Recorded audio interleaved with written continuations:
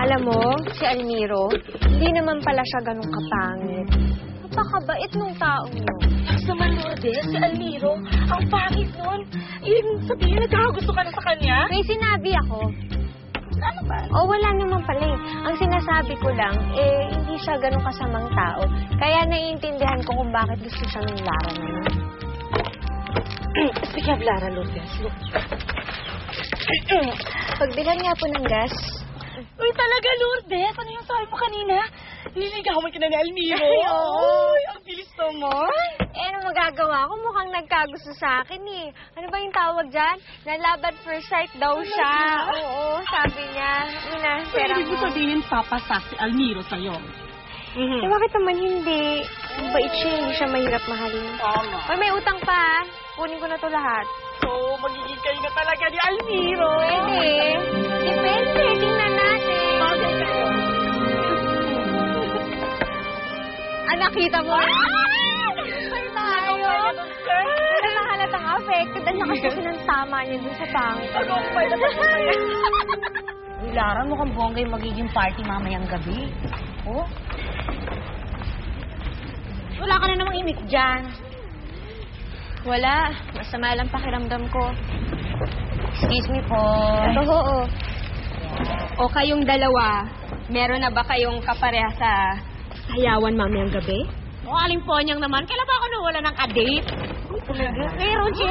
Etong si Lara. O, Lara, sinong kadate mo? No. Ho? Wala ho. Wala? Pwede ba yun? May nababalitaan ako. Meron ka daw masugid na manliligaw. Yun ba si Almiro? Almiro? Hindi ka ba niya yayayain?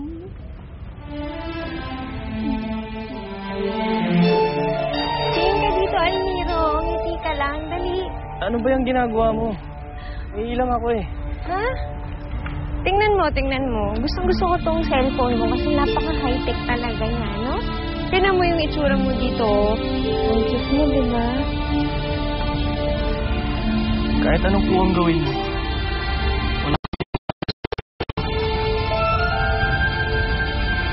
Almiro, ano ka ba?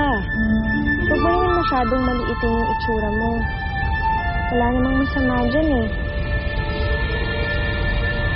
Gusto mo, patunayan ko sa'yo na wala akong pakialam dyan sa itsura mo? Sasamahan kita sa sayawan mamaya. Talaga? Oo naman. Para makita ng mga tao na bagay pala tayo sa isa't isa.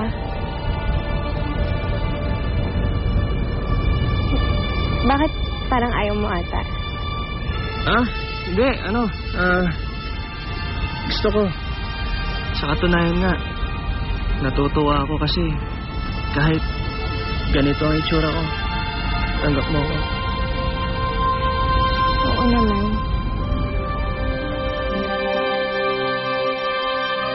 Good. Tingnan ko lang kung hindi ka magselos, Lara.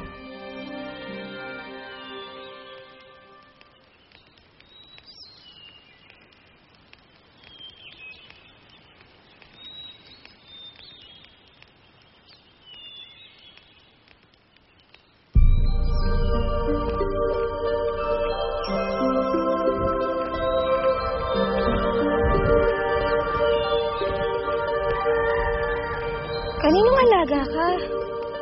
Nakawala ka ba?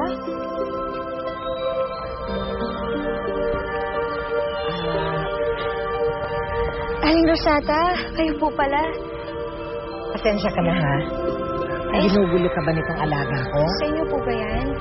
Hindi naman po. Ang cute na nga po eh. Pero may ibang gumugulo sa isip mo. Ho? Sige, hindi na ako magkukunwari.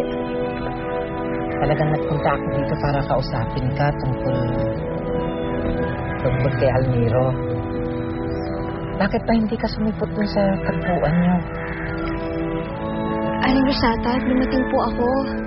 Kaya lang po, nahuli po ako eh. Inutusan po kasi ako ng tiyang ko at pinagtrabaho na rin po ako. Kaya nahuli po ako ng dating. Bakit hindi mo sinabi? Maintindihan niya naman eh.